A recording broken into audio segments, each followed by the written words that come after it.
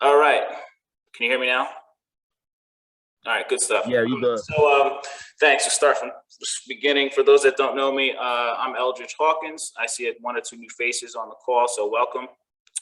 We got this group basically just to help spread the knowledge and share information about crypto. It can generate life-changing wealth, as it's done for me and a lot of others, but it's also high risk. So I always have this disclaimer up that, whatever we put on here, take it with a grain of salt, do your own research and make your own decisions. And I think in short, the idea is that you can learn from some of the mistakes that we've made so that you guys don't have to, and hopefully have some success in the space. In our last session, we went over my background. For those that didn't get it, you can see it here or go on to the first video to find out more about who I am. We covered basic topics such as coin market cap and trading view. As we take the deeper dive today, we're going to be using those platforms. And we went over how to select the coins, basic drawing tools. Some of those things we will be using today. Everything that I'm giving you will build on itself.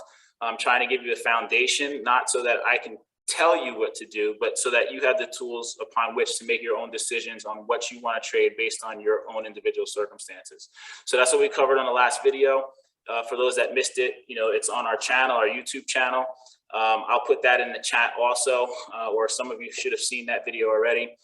Make sure you follow that because eventually we may do live streams on the YouTube channel, so you'll get alerts. The quote of the day, be fearful when others are greedy and greedy when others are fearful. That's Warren Buffett. And I think that speaks to the idea of buying when the market's down. We hear buy low, sell high. We just had a whole lot of, blood in the streets, as you might call it, with crypto over the last few days. Some saw that as a buying opportunity. I know I was talking to a few people offline who actually made the trades while the market was collapsing and are already in profit. I know I bought some in the middle of the night while the market was crashing and I'm already up. So to that question, should I buy, sell, or hold? This is kind of what I go through in my psychology in terms of trying to decide when I want to buy, when I want to hold, when I want to sell. I think about my own personal risk tolerance, how much I can afford to lose or tie up in a trade, my personal level of liquidity, how much available cash do I have, right? And that's not just to invest, it's to cover my mortgage or whatever your car note might be, all those daily expenses. I give some thought to that, to what I can tie up. And that also folds into my investment horizon. How long can I leave the money tied up, right? In 2017, I made my first $1 million in the space. But that was based on fundamental analysis. I didn't really have a technical background at the time. If I did, I would have been able to hold on to more of that profit. But nonetheless, I was willing to have that money tied up for years, right? And I continued to invest in the crypto space for 3-4 years until I really started cashing out this past April or May. So that's something you always want to be aware of. So fundamental analysis, it can cover a lot of different things: market conditions, the asset class as a whole, individual investment, the coin selection, its actual use case. We're going to touch on that today. We're going to touch on the idea of buying the rumor, sell the news.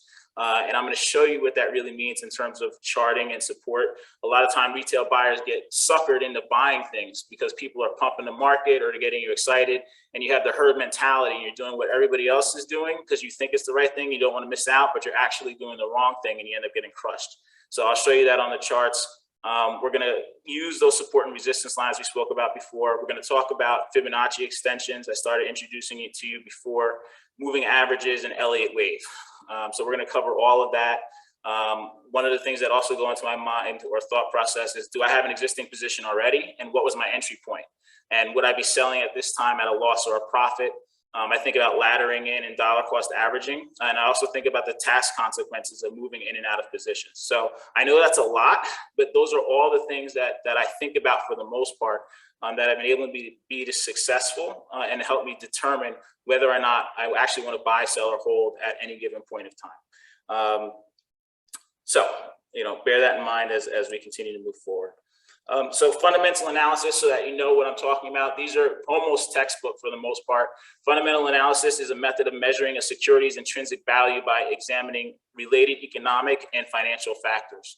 So fundamental analysis as a study is anything that can affect the security's value, from a macroeconomic factors such as the state of the economy, money printing, COVID, industry conditions, to microeconomic factors like the effectiveness of the crypto project's management team, or a development team, right? Those are things you can't see on the chart. But when everybody has these thousands of coins that they're trying to pick, how can you distinguish one from the other? Charting is one way, right? But actually looking at the coin in the program or the project and what use case it's trying to solve. Why did they create this coin, right? I know everybody loves Shiba, but can somebody really tell me why Shiba exists, right? Or Dogecoin, right? They're meme coins. And yes, you can make money on them, but will they really be around in 10 years? Can you close your eyes and know that this has a viable use case? And if I leave my money there and it crashes 80%, that it's going to come back with a high degree of certainty, right? So I like to invest in coins that I know with a high degree of certainty, if it crashes, that it's going to come back. So the end goal, in essence, for fundamental analysis is to try to come up with a value or an idea, understanding of whether the coin is trading at a fair price or not. Is it undervalued or overvalued at its current price point? And if it's undervalued, right, as I thought XRP was in 2017, right, I thought it was undervalued for a variety of reasons similar to what I just covered. I invested heavy in it and put virtually all of my assets into XRP at that time. So that's very, very important as it relates to fundamental analysis. Technical analysis is a trading discipline employed to evaluate investments and identify trading opportunities and price trends and patterns seen on charts, right? We're going to take that dive today. And in essence, we're looking at past trading activity and price changes of a security, or in this case, crypto or digital assets, as a valuable indicator of what the future might bring. History doesn't always repeat, but as the saying goes, it sometimes rhymes. So you often see patterns and similar behaviors in the market over and over. So I actually use technical analysis in conjunction with fundamental analysis. You'll see a lot of chart guys or purists that like hate fundamental analysis. It's all about the charts. And, you know, they say fundamentals. They want to dismiss everything else about the coin or the project or the news. They don't want to hear it. It's all about the charts. I think that's a mistake. I use both. So I would encourage you guys to, as you look at your coins, look at what they're about, but also read the charts. So for you to understand what we're doing on the charting, when I go through it, I sent this out in advance, okay? Elliott Wave, anybody that considers themselves like a chartist or a technical analyst, like they have to know something about Elliott Wave theory. There's a whole bunch of different tools that you can use. But this I found, amongst others, like the Fibonacci extensions, is central to kind of how I've been able to be successful. And in short, it's a form of technical analysis which identifies impulse waves that are set up in a pattern, right? It's an impulse wave up and a corrective wave down, right? And what it does is it tells you trends. It helps you have some forward discernment of what's coming. And what I'll show you on the charts later, Jason told you that I called him at like 2 o'clock in the morning in May and said, I'm selling everything in the market, right? Did I have a crystal ball? No, right? But what I did have was charts, right? And I had indications and that told me that this is not going to go well and that I need to get out of the market. And when you see this on the chart, you're going to see it's not as complicated as it sounds. So in short, you can have 5 waves up, generally speaking, right? And then 3 waves down. Now there's waves within waves, and it doesn't always look clean like this. But what you're looking for in the charts oftentimes is a pattern like this, so that you can see when to get in and when to get out of the trade. And there are some rules, right? Wave 3 here, okay? You have wave 1, wave 2, wave 3, okay? Wave 1, wave 2, wave 3. Wave 3, okay, should not be the shortest wave, right? So if you're counting waves and this ends up being the shortest, then that's a problem. Okay, wave 3 should not be the shortest out of all of the 5 waves. And wave 4, okay, this wave down, this correction here, should generally not be beneath the peak of wave 1. So those are some basic rules when you're trying to figure out how to mark these waves on the chart. Okay, and then it's usually followed by ABC wave down. Now I'll show you these when we get to the actual charts, and it'll make more sense for you. So when we talk about fundamentals, you know, what does that really mean? I just randomly selected XRP and Bitcoin Cash because those are 2 of the coins that I play with. You take this and think about the coins that you're in, and comparatively speaking, ask the same type of questions, right? See if you can get the answer. What is Ripple XRP? That's actually a coin that's focused on cross-border payments. It can take weeks to send money around the world using what's known as the SWIFT system. Ripple created a blockchain that's focused on a native asset XRP that can work with the banks to transfer money instantaneously. That's a clear use case because I understood early on that the banking system survives on what's known as nostro vostro accounts, right? Where banks and correspondent banks have to have money tied up in local currency at banks around the world. That's just dormant capital sitting there, right? And by being able to use XRP to transfer instantaneously, they no longer need to tie up that money. So it was a clear use case to me that I understood that made me want to buy it, right? I looked at the organizational team of Ripple. I looked at their coin supply, the adoption, how secure the network was, right? All of those things. I looked at their website. Every coin that's worth its salt should have a website that talks about their development, right? Ripple.com, Bitcoin Cash also has one as well. We talked about TradingView or CoinMarketCap. If you go to CoinMarketCap and you click around inside the coin, you'll be able to find links to each one of these coins project sites so that you can learn about the development and learn about why it exists. Okay, similar questions here on Bitcoin Cash. Is a network secure? Yes. Things about fundamentals. Well, it has a grayscale trust, right? There's a large fund, I guess, if you will, that provides an opportunity through its traditional security or traditional exchange, right, where folks can get exposure to Bitcoin Cash. Why does that matter to me? Because it says to me that there's on-ramps available for influx of large amounts of capital. Right? I don't particularly care for Bitcoin Cash as a clear use case. It's not as fast as the other coins. It's relatively secure, but the use case doesn't get me. But when I look at the idea that there are infinite numbers of on-ramps where people can put their money into it, when I see hedge funds investing in it, when I see PayPal or when I see Grayscale opening up funds for it, I'm saying, okay, there's a potential here that institutional inflows can come in and drive the price up. And I want to be there before they get there. So those are things fundamentally that I think about. And all of these to some degree are in some sense about transferring value or transferring money. And if you look right here, I just put these figures up so you can get a sense. Bitcoin Cash can manage about 116 transactions per second. It's faster than Bitcoin that can actually only handle 7, but much slower than other digital assets like XRP that does 1,500 a second. Or Solana. Some people asked about Solana that has the capacity of doing 50,000 transactions per second. And for comparison's sake, Visa does about 25 transactions per second. So these are like fundamental things that I look at to evaluate the strength of a project, or the coin itself. Bitcoin, everybody in the space should have looked at the white paper on Bitcoin. The white paper is basically literally a white piece of paper with writing on it that explains what Bitcoin is, why it was conceived, what it's supposed to do. It's generally now looked at as a store of value. Its market cap has been over $1 trillion. It's probably the most digital secure the most secure digital network on the planet right now. It's listed on virtually every crypto exchange.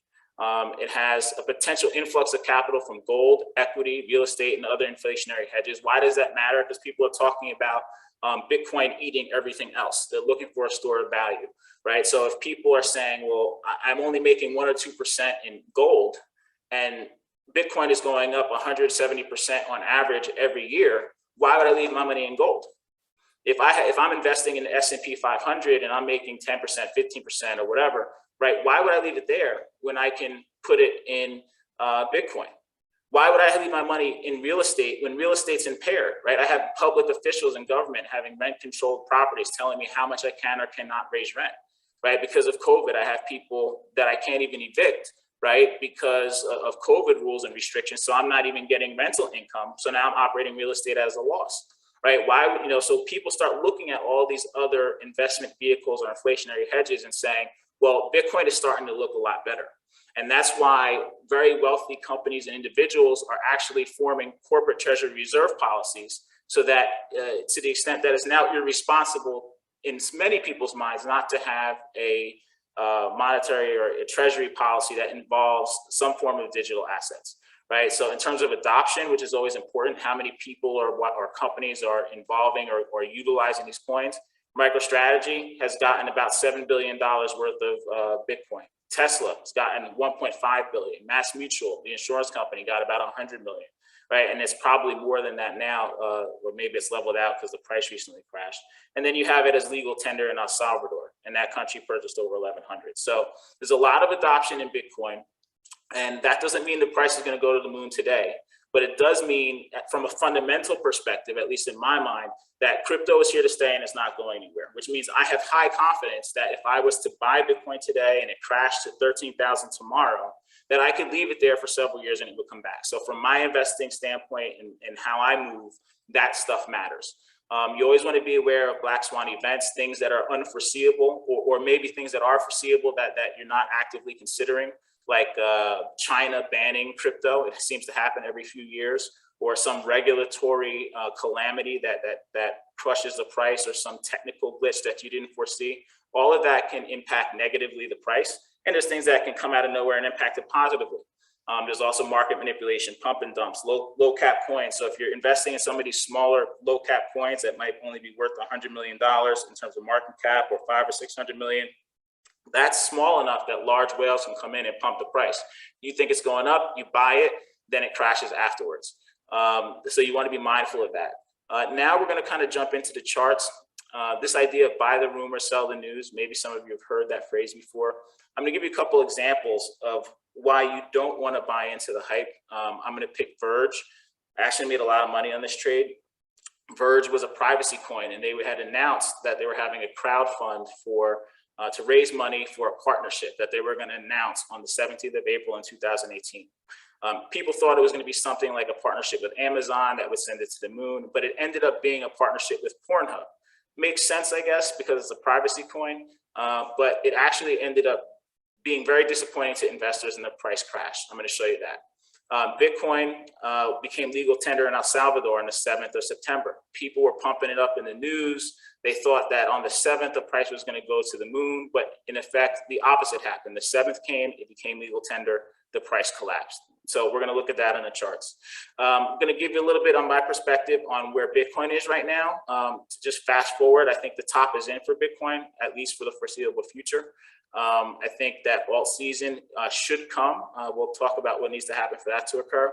And we'll look at where those prices are now relative to their previous all-time highs. Okay, and then again, circle back to whether you should buy, sell, or hold, depending on what your game plan is. Now, after I digest all this information on every single trade, on every single coin I invest, I ask myself the question, after considering all this, what happens if I'm wrong? Right? And if I can't deal with what happens if I'm wrong, then I need to adjust my trading position and do something a little bit differently to ensure that I don't get wrecked or hurt in the trade. Because we want to make money, but we also got to be able to eat the next day and keep the bills paid. So hopefully that makes sense. Any questions on any of that before I jump into the charts? Hearing none. Let's see. We'll start off with Verge. So this was the announcement that came out on Verge back in April 17th of 2018, right? Pornhub starts accepting cryptocurrency, right? This was the big buildup. Nobody knew who the partner was, right? So let me show you the chart here. Bring this up. Taib, you still there? Can you still see the chart or the screen? Yeah, I'm here. I see it. Go ahead. Pornhub. All right. Yeah, I always want to check because sometimes these screens act funny. The screen's acting a little slow. Here we go. All right, so we said 2018. I've already marked the screen. Now, I'm showing you this in the past because this type of thing happens over and over again. And if you learn this, you don't fall into the trap and instead can take advantage of it. Okay, you see Pornhub was up here. There's not Pornhub. Verge was up here at about 31 cents. It subsequently crashed all the way down here in March of 18 to about, 2 cents. You can see the price over here on the right side. Now, what happened?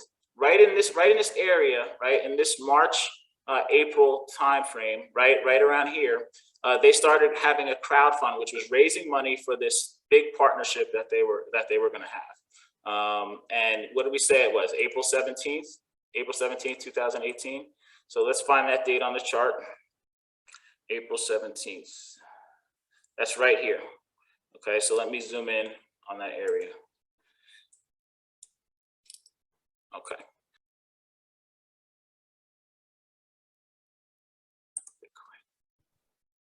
Al, can I ask you a question real quick while you setting up? Sure. Good. Yeah, I was just kind of confused, and I do my research too about the Verge and the Pornhub. So the Pornhub was making an announcement, but everybody knew that they was using Verge. No, it was actually the other way. Verge told the crypto community that they were going to have a partner, but they didn't tell us who it was. And they were saying that if they raised a certain amount of money, that the partnership would be solidified and revealed. Okay. And once so naturally everybody getting excited started buying the coin, right? But then when the announcement came, it was less than exciting and very disappointing. And it just didn't work out well, and everybody sold their coin. It was disappointing because who the partner was? Yeah, I think most people wanted to see something like Amazon or something significant like that, but they didn't get it. Okay, and they were disappointed, and the price crashed.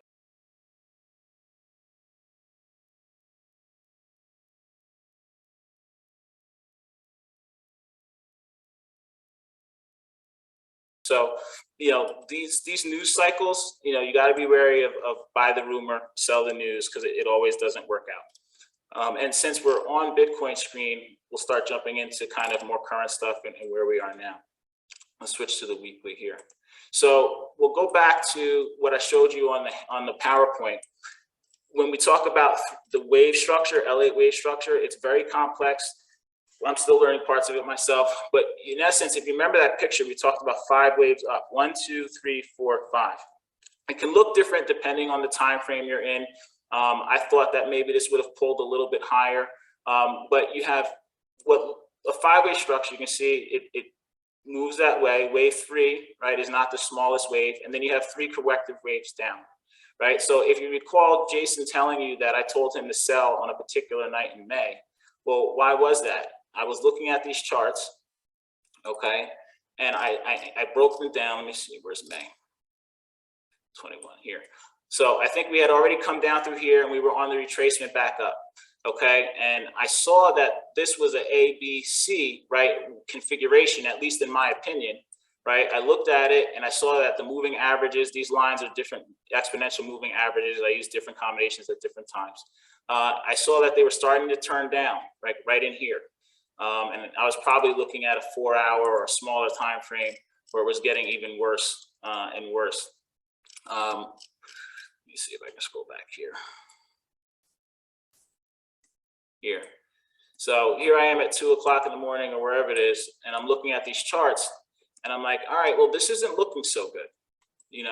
I have my A, B, C, my B wave up, and I see it starting to curl over. I see the moving averages crossing over, and maybe I had different ones on here at the time, but I said, you know what, Jay, I'm getting out, right? So whatever I had in the particular coin at that time, and we're looking at Bitcoin chart, but we were talking about Bitcoin Cash, the principle is the same, right? I saw these moving averages turning down, crossing over, I'm thinking we're in a B wave down, so I sold, right? And this is stuff that happens over and over and over again. You see this massive decline that follows, right? So you can avoid those pitfalls simply by knowing how to read the chart. Are you always going to be right when you read it? No. Can different people see different patterns and different combinations? Sure. But if you have some idea of what you're looking for in terms of framework, right, you can avoid yourself or avoid a lot of pain, right? Simply by even doing a count. If you knew how to do 1, 2, 3, 4, 5, and you came up here and you say, okay, I think we're close to a top, and you're anticipating a correction. If you just took profit here, you'd be in a much better position than if you rode it all the way back down, right? So their corrections can be different. They can move sideways and such, and there's complex corrections. But in its simplest form, you have 5 waves up, 3 waves down, and often there's waves within waves if we were to break this down a little further. One of the things I also like to do is put Fibonacci's on the charts. Hey, Elder, quick Yep. question.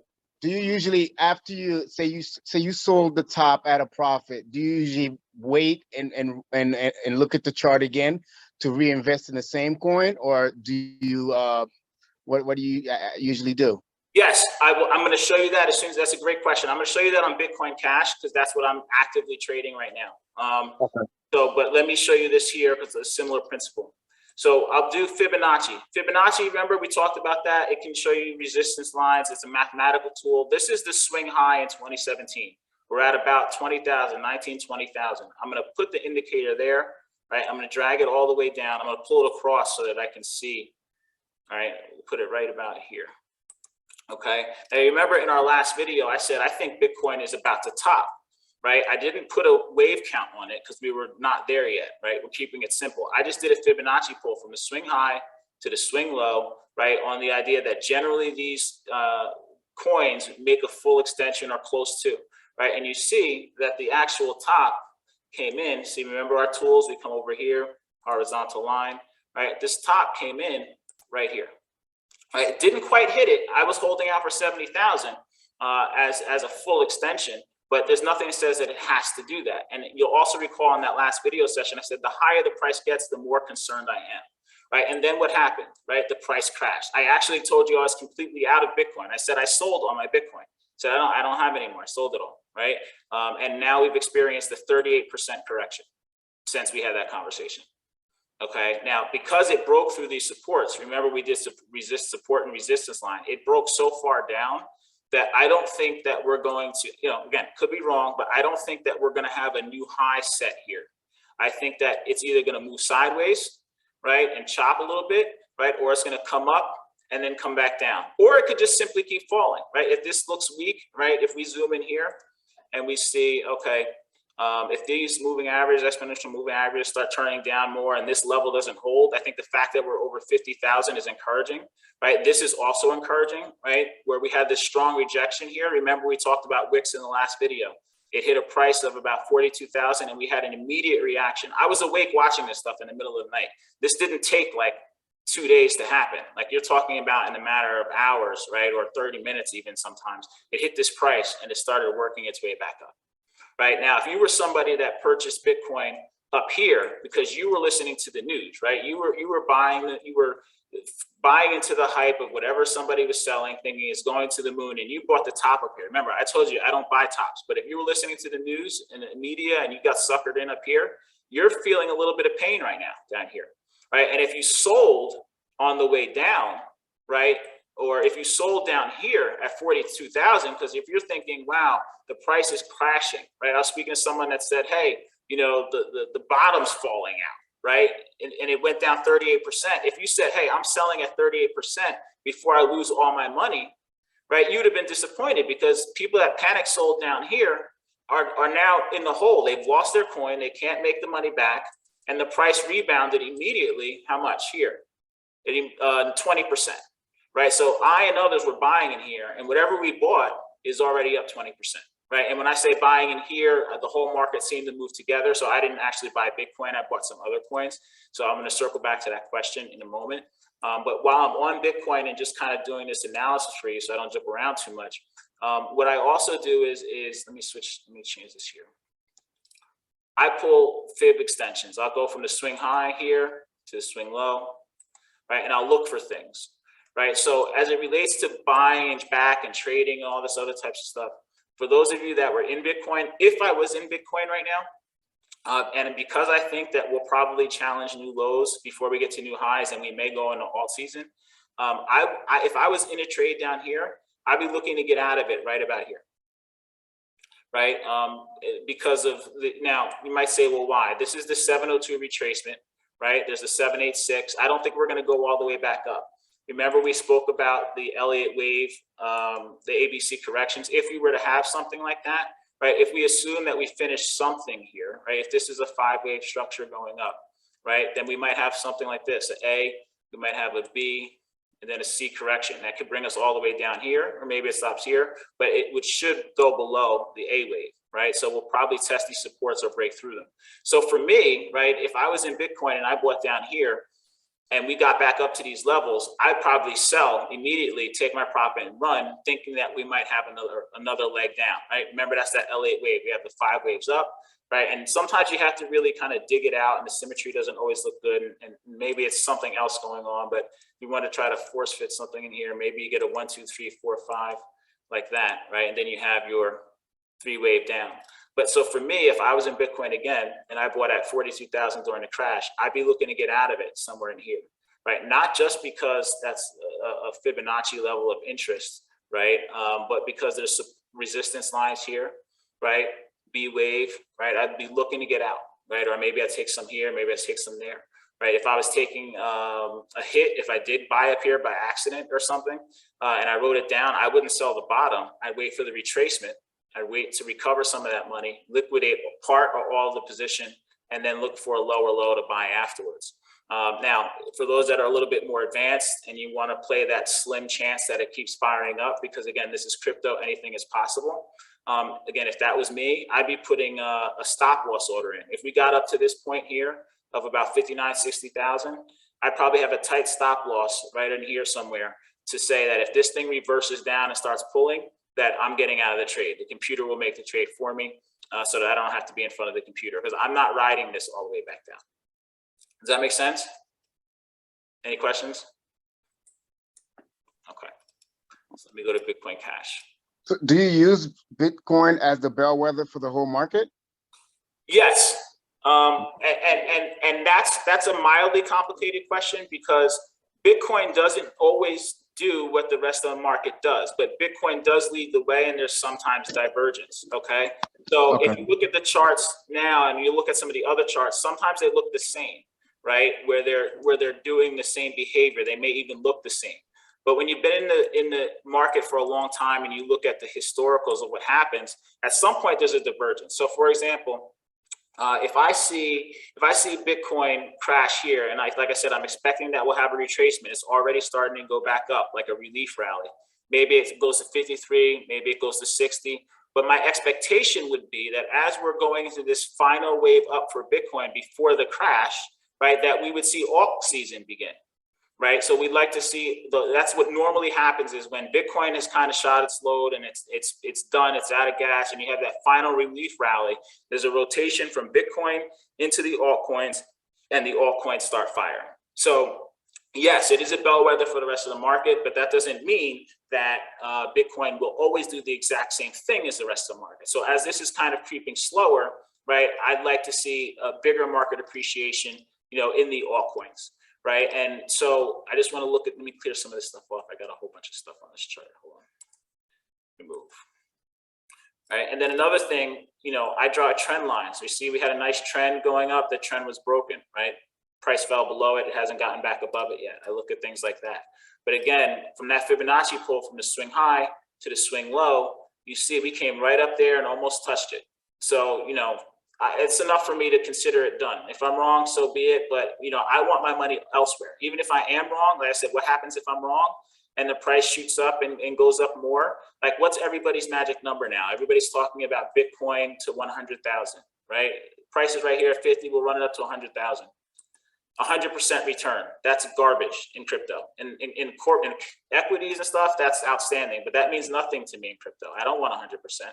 I want 500%, 1,000%, 20,000%, right? And you might say, well, Eldridge, that's insane. You're not going to get that in crypto. Well, Bitcoin already gave it to us, right? If you had bought here in December 18, or you even bought the COVID low in March of 2020, right down here at 3,500, 3,800, and you ride it all the way up, you already got 1,700% return out of Bitcoin, right? It's already fed you. Right? I don't need to be greedy. I don't need to stay up here. I'm done with Bitcoin. I've been out of Bitcoin. I don't want it anymore. Right? You look at another coin, you talk about Ethereum, right? Let's go over here to Ethereum. Let's see what Ethereum did. Let me clear all this off and start fresh so that you're not confused by all the lines. Okay, so let's look at Ethereum, right? This was the swing high in January of 18, right? We have our swing low. Let's see what it did. Did it do its full Fibonacci extension or close to? Let's see. Right, we swing high to swing low with the fib. Look at where it's at. It didn't go all the way up, but almost to the tick. And probably if I adjust this drawing just a little bit, you'll see it came right up to what's known as the 3618. Right. So look at all the gains that Ethereum did. Ethereum is an altcoin leading the market. Right. You can look at the fundamentals to see what is Ethereum about. A lot of people are building on it. A lot of the DeFi coins are being built on it. To me, those things matter. But if you look here, look what Ethereum gave you. 3,988% Ethereum gave us from that COVID low to this point, right? So I don't want to be like, you look at Bitcoin and you look at Ethereum, they've already given us so much. How much more room is there to go, right? I don't want to be in the coins that have already maxed out. I want to be in coins that have good fundamentals, that have been around a long time, and have the potential for growth. So somebody asked the question before. Let's go to Bitcoin Cash. Hey, remember how wide these fib swings are going to go. and I'll show you kind of make the case for alt season. So I already have the charts on this one. Bitcoin Cash had an all-time high of about $4,000, 438. Okay, it has failed to keep pace with Ethereum. Ethereum has led the way. Okay, and Bitcoin Cash is still down here. It's not dead because you can see that it just had this spike. So somebody asked me, do I trade and rebuy and how that works? Well, yeah, I do exactly that with Bitcoin Cash and others, right? I bought Bitcoin Cash somewhere in here on the lows, right? Rode it all the way up here to 1,600 or 1,000, got my 277% or whatever I achieved, right? And I sold it, right? And I started buying it back at $600, right? So I started buying the red again in here, right? And now I have all the same Bitcoin Cash I had before my sale at like 50% of the purchase previous sell price or less or more, depending on your perspective. And I'm waiting for that next run up, right? If it follows the same path, right, of Ethereum and Bitcoin, right? All coins usually don't fire at the same time. They have a rotation, right? But if it fires the same path and goes that same Fibonacci level all the way up, even if it doesn't hit the top, right? We've seen that they've fallen short. If it does the same thing, that's 3,000%. Right, and this is just Bitcoin Cash. You can see it with other coins as well. But if I have an opportunity, see, for me, it's all about the math. If I have an opportunity to make 3,000% here, right? Why am I going to sit in Bitcoin to try to hit this mythical 100,000 that's well beyond the top of the Fibonacci extension to make 100% return? You know, do I want 100% on a potential skyrocketing $100,000 price point, or do I want to ride this out in Bitcoin Cash? I choose Bitcoin Cash. Now, that doesn't mean I don't rotate back into Bitcoin, right? If Bitcoin collapses all the way back down here to previous supports at 20,000 or 13,000, then yeah, I'll probably want to be in Bitcoin, right? But not up here. Because to me, this looks like the bear market setting in that after we recover, right, after we recover some and retail starts thinking that everything's okay, that it's going to roll right over and crash, right? And maybe we have some sort of a head and shoulders pattern or something. Let me see here. Where's my drawing tool?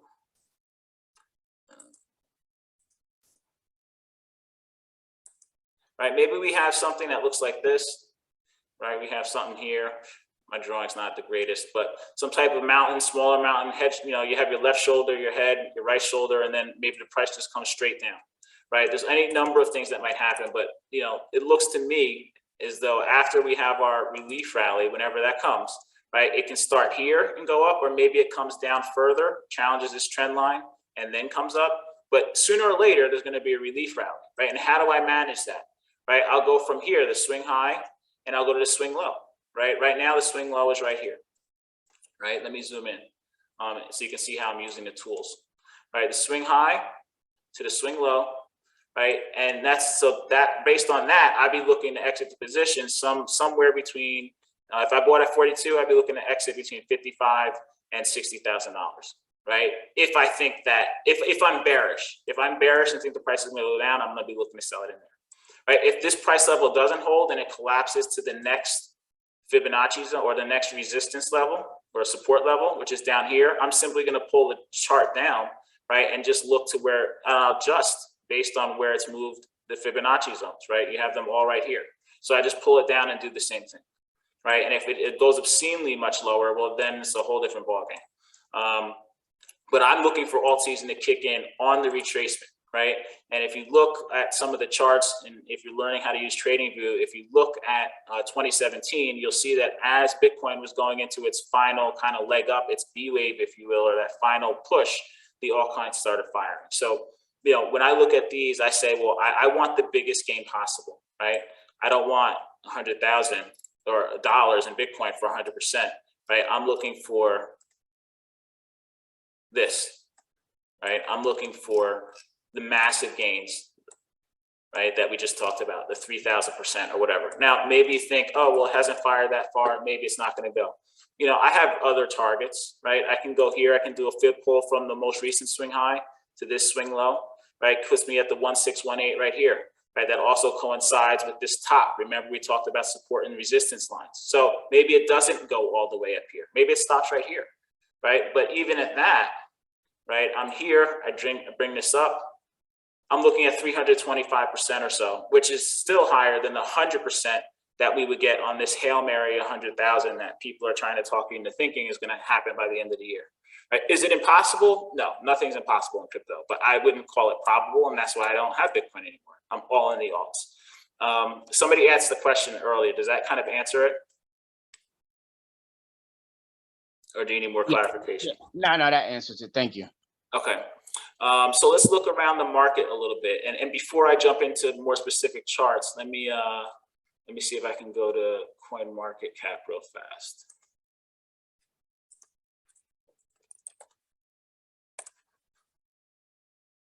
So one of the things that I do when I look at the market to give me an indication of what's happening is I look for leaders that might be telling me what's going to happen, because we know all the coins don't fire at the same time. They have different reasons for firing when they do, but eventually the bull run makes its way around, right? We haven't had a blow off top, right? There hasn't been that feeling of euphoria, right? Telling us that, okay, we're so rich and we can't stand it. We haven't felt that. That's what the top of the bull runs feel like. And you know, when is it going to happen? That's the magic question. I think personally it could happen anytime between now and maybe March, April of next year. But for now, what I'm doing is I'll look at the charts. We're back on CoinMarketCap, and I'm looking at, you know, the other coins in the top 50 to see if any of them are going nuts yet, right? Are they all asleep? Is everything in a downtrend, or are coins firing, right? And you'll see some are up 10%, some are starting to rebound or recover. Right. So that's what I'm looking to see is like, how are these other coins doing? Right. This coin's up 7% in the last several days. This one's up 34%. BitTorrent's up 34%. Right. Bitcoin SV is up 23% on the day. Right. These are things I'm looking for to kind of give me additional information to suggest that recovery is in the air and that the altcoins may start recovering. Right. So that's just another indicator that I use to look at. It's not on my trading view chart because I don't have it on there at the moment. But another thing I like to look at is this here, the volume. That's a key indicator for me. If you look at, this is VeChain that I have set up on a Binance. This is an extra Binance account I have. I'm not actively trading in this account. But if you look at VeChain here, when I look at the volume, I see we had a spike in sell volume, and then it kind of tapered off, and now we have buy volume. Right, this is on the daily chart. Right, if I switch over to Bitcoin, let's see what Bitcoin looks like. I always look at volume to kind of give me more clarity on what's happening. Because if you see a rise in price and it's not supported by significant volume, like if the volume's dropping off or it's very low volume, to me that says that the spike isn't necessarily sustainable. Right, so we had some spike in sell volume here on Bitcoin, right? But then it's kind of tapered off. Right now we're looking at some buy candles there. If we switch to the weekly, how does that look? Right, still, you know, increasing sell volume and the green buy volume is not very significant. Right, so I'm not convinced. Like if we saw a nice tall green candle here, I'd feel better about a sustained increase beyond our relief rally. Right, but this buy candle here is this buy volume is so small, and this buy candle is so small. To me, it looks weak, right? Which is probably more likely that it will fall lower. Not a guarantee, but all these things just kind of scream caution to me when I'm looking at Bitcoin. Right, so again, I'm out of Bitcoin, not buying any Bitcoin until it gets down to like the $20,000 level or below. Right, because I'm focused on the altcoins and making my exit from the market as a whole. Doesn't mean you shouldn't have Bitcoin, right? That's me, and that's me being on my short-term horizon based on my immediate needs, right? So what might my immediate needs be? Well, I have a deadline of April 15th because I got to pay taxes on the money that I cashed out this year to go buy a house, right? So I'm going to be more conservative about my trades as I get closer to that time to make sure I preserve my profits. Now, if you were somebody who could leave this here for 3 or 4 years, then buying it at 50,000 might not be the worst thing, right? Because if you bought at the top of the market in 2017, you would have been very upset for the next couple of years. But fast forwarding, you would have been up 3%, 300% if you went from 20,000 to $60,000. So those are some of the things that I look at with respect to the chart. So let me go back to trading view. And we'll look at, let's see, what was another point? Somebody said they wanted to look at CRO. Is the person that wanted CRO on the call?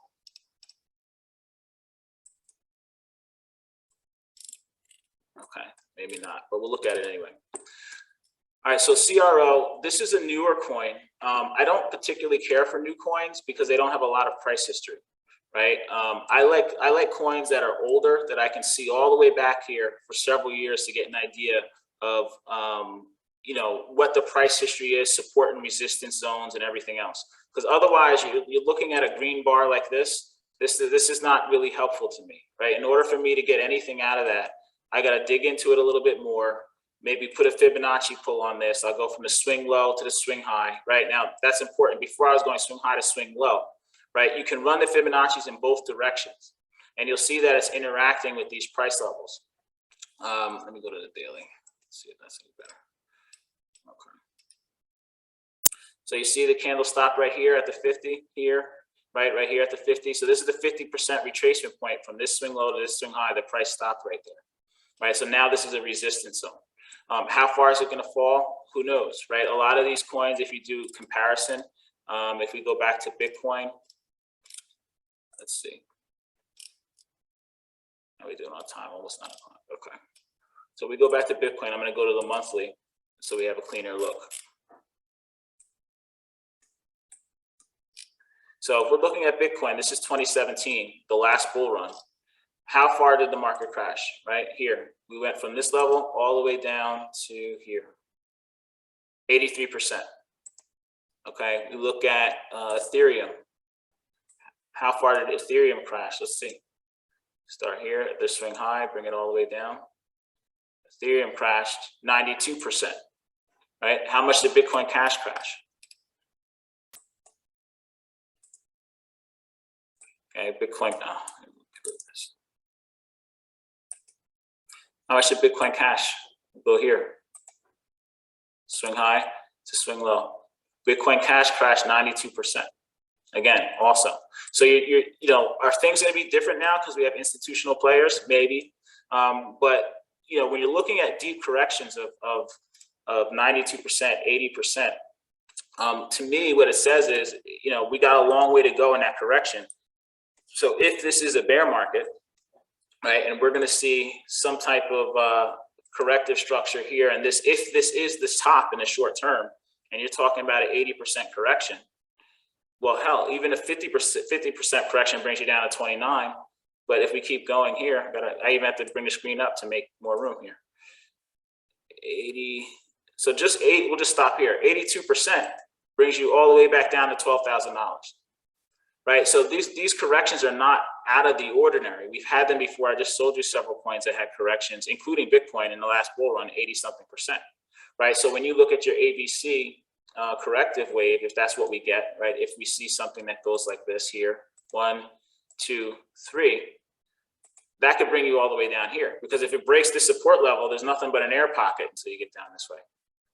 So, you know, I'd be very careful about buying Bitcoin in these levels if I'm a short-term investor, right? If I got in here because I bought the blood, great, I'm out here and I wait and see what happens, right? As it relates to the altcoins, right now, all of my money is in either VeChain, which has had a huge spike. Arguably, it's moving sideways, and because it spiked already earlier in the year, I got into it before a penny, right? And just again, you talk about these gains. I got into it below a penny. That's right around here, right up to the swing high, 9,660%. Right? This is not abnormal in crypto. It happens all the time. Why did I pick this coin? Because of fundamentals. It didn't really have any significant technicals in here. It was flat. If there was any technical analysis, it was just that the price was flat. And I like buying that because sooner or later it's going to pump. But I really bought it because of the fundamentals. It had great partnerships, right? It was connecting with global companies and making big moves that made sense to me. I understood its use case. It's VeChain as an organization is focused on supply chain management. So I bought it based on that, right? I'm also in XRP, right? Impaired as it may be because of the SEC lawsuit, right? To me, I understand its use case, and I don't think the SEC lawsuit's a bad thing. Fundamentally, I think whether they win or lose, we'll get regulatory clarity, and that may provide the opportunity for price expansion or price discovery. And 90% or so of their business is outside the US anyway. So, you know, I'm in XRP, you know, I'm in VeChain, and I'm in Bitcoin Cash. That's where most of my money is right now. I bought Bitcoin Cash in here, sold it between 1,000 and 1,600, started buying it back below 600, and now I'm going to wait. So for me, in terms of how I'm playing the rest of the market, I think Bitcoin is toast. If I was in Bitcoin, I'd be looking to exit between 55 and 60 on the relief rally back up. If it fell all the way straight down to 12,000, then I'd buy it again now. But if it doesn't do that, I'm expecting the altcoins to start firing on Bitcoin's way back up.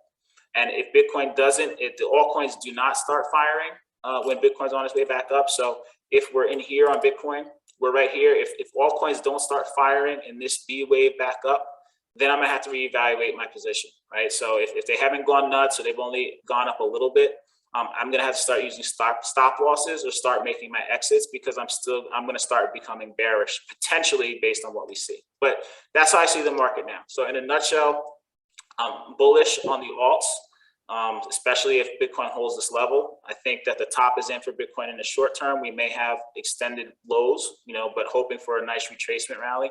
And that's all subject to change based on what Bitcoin actually does. But this would be my primary count as opposed to it shooting straight up. Could it move sideways? Could it move straight down? Yes. But in either case, I think the top is in and we'll see lower lows before we break that 70,000 barrier. I don't think we'll see 100,000 by the end of the year. Is it possible? Yes, but I think it's unlikely. My bet's on the alts right now. So, when you think about, I guess just to bring this home as we close, because I don't want to keep people on the call too long. When you're thinking about should I buy, sell, or hold, right? I look at, again, the fundamentals. Is the coin I'm in sound? What is the project? What is its use case? Do I have high confidence it's going to be around for a long time, right? If it's not a good coin and it's tradable on the charts, you can take advantage of that, but just know what you're dealing with, right? If it's long-term, I'm not going to be concerned about a drawdown. Maybe I'll average in, dollar cost average in, ladder in on the way down, hold it for a few years, right? If I can't absorb that type of volatility or have my money tied up that long, then I trade accordingly. So again, bottom lining it, I'm not buying Bitcoin now. I'm holding my altcoin positions. I'll be moving out of the altcoin positions as they fire up, hopefully at the end of the bull run as Bitcoin makes its retracement. And if they don't and Bitcoin retraces back up and they haven't fired, then I still may have to evaluate exiting the market because I don't want to ride everything back down. So hopefully that makes some sense and has given you guys some more clarity. But that's how I see the market, and that's kind of how my thought process works. And using these tools together between the Fibonacci extensions, so, basic Elliott wave chart patterns and moving averages has allowed me to move in and out of trades, pretty well, and actually made me a lot of money. So any questions on anything we've covered or something I missed or that isn't clear? El, just want to say real quick, thanks for the video again. And when you say Bitcoin is toast, you're talking in the short term. Yes, you say that? Absolutely in the short term. I think Bitcoin is a very, very strong project. It's probably the most secure network in the world. It's probably something that in several years, many more corporate entities will be having Bitcoin on their balance sheet. I believe in game theory and people just following suit. We got one government that made it legal tender. It's only a matter of time before others do it, or maybe there's a Bitcoin standard. I think there's a very bright future for Bitcoin. I think so goes Bitcoin, so goes the asset class, right? It's the biggest leader and it's crushing everything else in terms of market cap. So make no mistake, it's here to stay in my view. But in the short term, I think that it's run its course, and that's not a bad thing, right? I mean, look, again, I started buying Bitcoin around here, $3,000, right? So I don't need it anymore. I bought it at $3,000. I've been out of it. But if you rolled it all the way up, it's 1,691%. Like, why do you have to stay in it just to get this little extra 20% that may not come, right? You got it here for me. I get in, I get out. Right. And if I'm wrong and it falls back down or it doesn't fall back down and it keeps firing, well, I still made money right in here. Right. And if it keeps pumping, then maybe it pulls the alts with it. Right. But again, I'm in it for the bigger gains on the alts right now, not Bitcoin. And hopefully the Fibonacci extension have showed that to you. Right. Because I've done the Fib pull on Bitcoin. You see how high it went. Right. I did the same thing on Ethereum. Right. Swing high to swing low. You see how high it went. Right, so you can pick any other coin you want, right? You can pick XRP, right? You can do the swing high on XRP, Okay, let me reset this here. You do a swing high on XRP from the swing high here, which was about 350 or so, 330, to the swing low.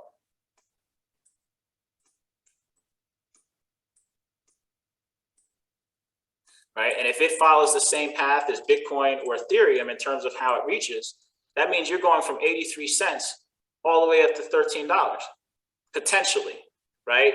You know, or $11. Now, am I going to sit around and wait for those marks before I take profit? No, because we may not get there, right? Maybe I take a little profit at 5, 8, 11, you know, so I can ladder out just as I can ladder in. And, you know, does this happen next week? Does it take 6 months? Does it take a year? Who knows, right? But I know that I'm in a project that's solid, right? That I'm not concerned about it going away. So for me, right, if I'm looking at the reality that coins normally follow this path, you want to buy low and sell high. So why would I want to buy coins that are up here already? I want to get the ones here. That's part of how I made the money, is I'll sell coins that spike, buy coins that haven't. And when they spike, I'll sell it and put them in other coins that haven't spiked or that I've retraced.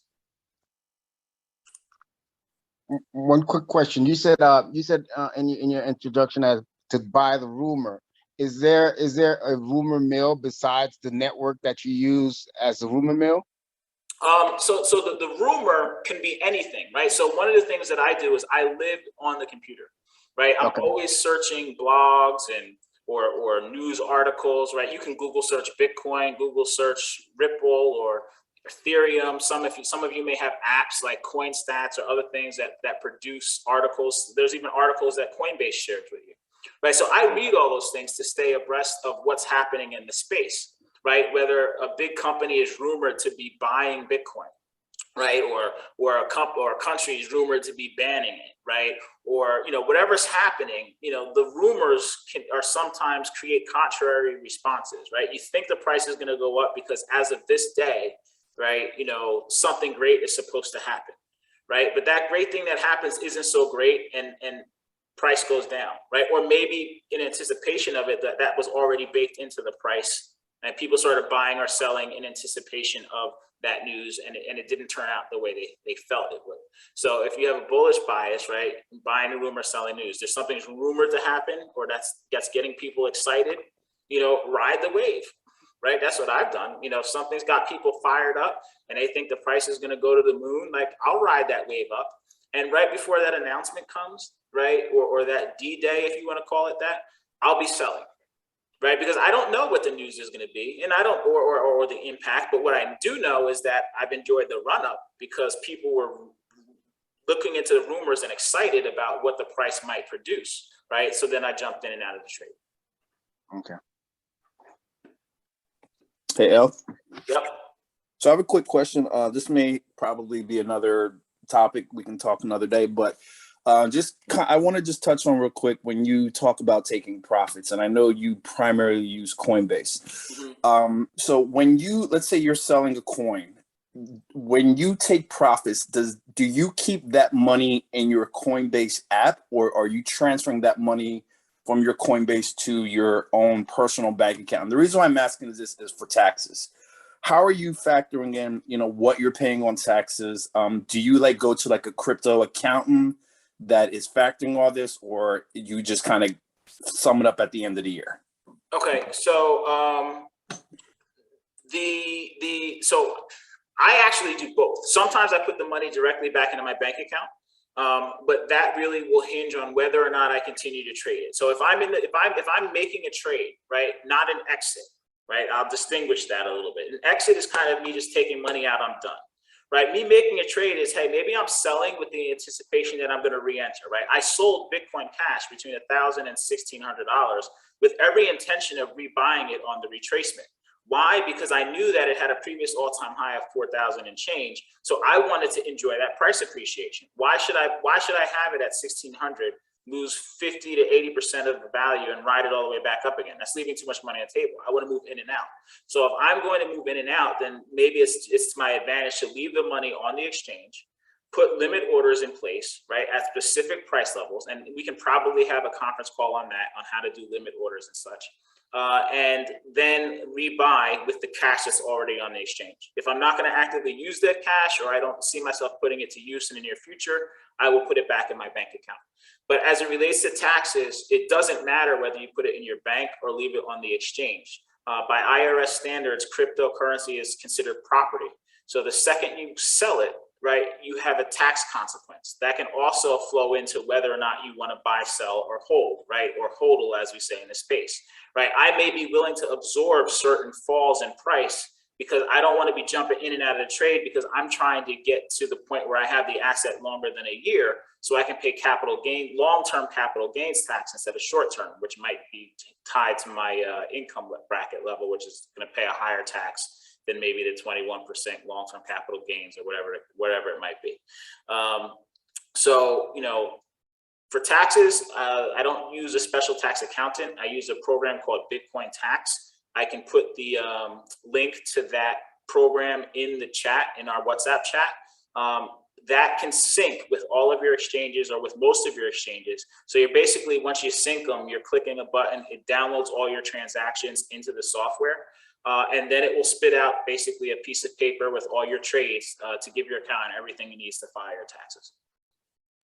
So whether you're trading or you're exiting, you're paying taxes regardless. Yes, the second you make a sale, you're paying taxes. Right now, Gotcha. if you bought Bitcoin at $3,000 and rode it all the way up to 60,000 and you didn't sell anything, you don't owe any tax. Right? It's only when you sell that you incur a tax liability. You know, but that doesn't mean you still may not have to report what you hold or that you acquired it, right? So from that standpoint, you want to check with your accountant and maybe still declare that you have certain holdings or properties, right? But you shouldn't have to pay any taxes until such time as you sell something. That's when the capital gains tax is realized. No different than maybe real estate. You buy an investment property. It went up $200,000 in value. You're not paying a tax on that increase in value until you sell the home, right? So, Right. So same idea. Thank you. Yep. So any other questions before we wind down? Are you a tax expert? You say that again? Are you a tax expert? No, I'm not a tax expert by any stretch of the imagination. I have an accountant like everybody else, and I essentially just download the software, give my accountant what he needs, and then he tabulates what he needs to tabulate. I was setting you up for your disclaimer, that's all. Oh, I appreciate that. Yeah, I'm not your financial advisor or your tax accountant. So seek your own professionals. I appreciate that, Steve. So if there's no other questions, I hope you guys found this helpful. I don't like having calls that are longer than an hour because you know, people start drifting. But hopefully you found it was helpful. You know, let me know your thoughts and comments, you know, in the chat, you know, if you liked it. And again, if you found this valuable, maybe we'll do another one. You can let me know different topics, whether it's videos on limit orders or something else. But hopefully you have some understanding of where the market might go, and you have a few more tools to utilize to help you determine which way the market is going, whether it's histories, Fibonacci's, moving averages, support levels, and you have my take on where the market is for whatever it's worth.